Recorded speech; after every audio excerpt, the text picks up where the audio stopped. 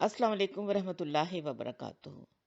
नाजरीन, एक बहुत ही अफसोसनाक खबर जो मेरा ख्याल है बहुत सौ तक पहुंच भी चुकी होगी, वो ये कि तकरीबन 1.5 साल कबल गांव चक नंबर 261 आरबी अदवाली ज़िला फैसलाबाद में मुखालफत की शदीद लहर चली हुई थी।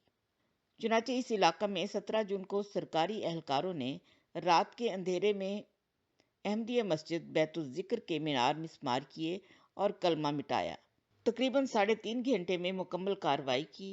इस दौरान मस्जिद के मीनार गिराए, कलमा तैयबा और कुरानी आयात मिटाई गईं।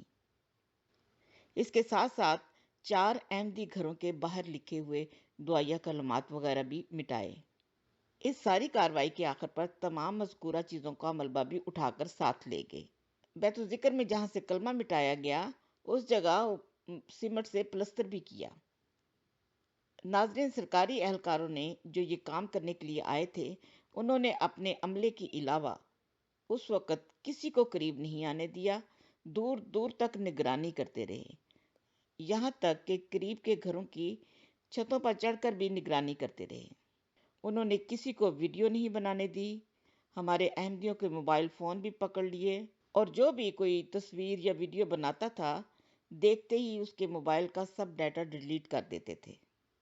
नाजरीन, ये चंद एक तस्वीरें रात के अंधेरे में बहुत दूर से खींची हुई हैं और कुछ खास नज़र भी नहीं आ रहा था, मगर जब मैंने इसको ब्राइट करके जूम इन किया तो पता चला कि इन लोगों ने डाकुओं की तरह अपने चेहरों को कपड़े से लपेटा हुआ है। ये बुज़दिल रात के अंधेरे में कलमे और कुरानी आयात मिटाकर समझते हैं कि दुनिया इनको नहीं देख रही, मगर याद रखो, खुदा तुम लोगों को देख रहा है। और जो जिल्लत खुदा की तरफ से इनके मुंहों पर पड़ रही है वो इनको दिखाई नहीं दे रही, मगर वो जिल्लत दुनिया देख रही है।